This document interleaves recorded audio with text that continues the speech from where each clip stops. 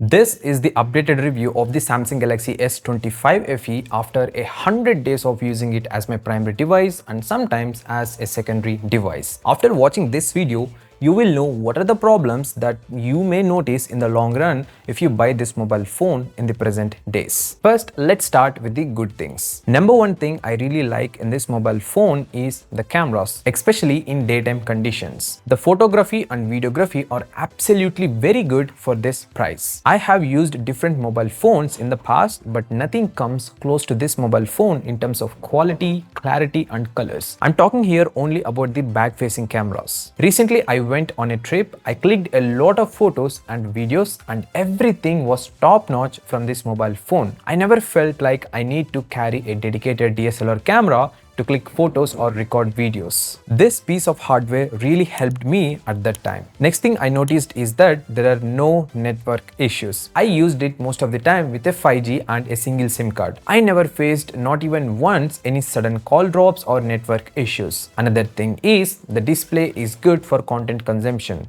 It's a flat panel, so it's very convenient to use. I can even place it on a flat surfaces without a second thought. I applied a tempered glass to this. There are a lot of scratches and also some cracks too.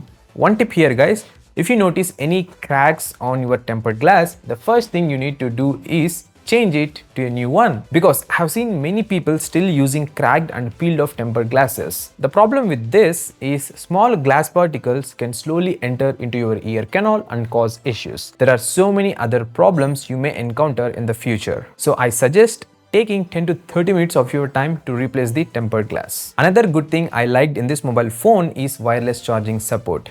While you are driving a car or when you have a wireless charging pad, it's very convenient to charge this mobile phone frequently. Next thing I have noticed is the weight is also good for using this mobile phone with a single hand most of the time. I don't use any back case for this mobile phone because I want to use it without a case to feel the overall build quality. There are some drawbacks to this. I'll show you in a bit what it is. The weight of this mobile phone is very good and feels comfortable in hand without making you feel like you are holding a brick. The next thing is the One UI features. You can customize a lot of things on this mobile phone and you get a lot of extras as well. For example, secure folder to hide data or use specific apps in a separate space, good lock features, and the list goes on. So these are the good things I noticed after 100 days of using this mobile phone. Now let's move on to the bad things I observed. The number one thing is the brightness levels are not at all sufficient to use in direct sunlight or outdoor conditions.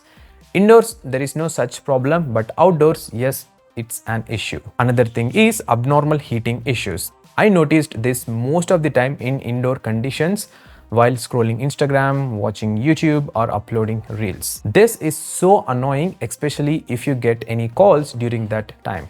It becomes uncomfortable to hold for some time. Next thing is the battery backup. Yes, this mobile phone comes with a bigger battery compared to previous generations, but still it's not enough.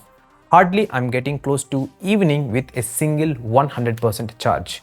My usage is not heavy, it's normal to basic, and it's a mix of indoor and outdoor conditions. The heaviest and most battery demanding apps that I use are the cameras and the Google Maps. Apart from that, everything else is normal. I don't play heavy games on this mobile phone either. So battery backup is one of the bad things in this mobile phone. A minimum of 2 charges is needed to survive one complete day if you are a normal or above normal user. Another thing is about the front facing camera. Since there is no autofocus, it's really hard to click good selfies or record short form or long form videos. I observed this while taking photos and recording videos during trips, because not every time you have someone to record or click photos of you. And the last thing I faced is you definitely need a back case and tempered glass for this mobile phone to protect it from dents or cracks. As you can see here in one corner, this mobile phone fell from just around 15 centimeter height onto a flat hard surface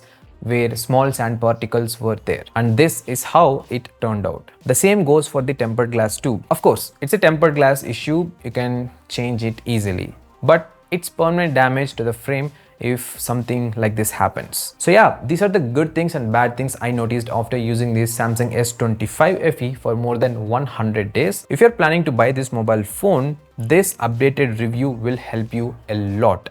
And one more thing, check the description box for more testing videos and surprises related to this mobile phone. Before closing this video, make sure you click the subscribe button to get notified about upcoming videos. Thanks for watching. See you again in the next video.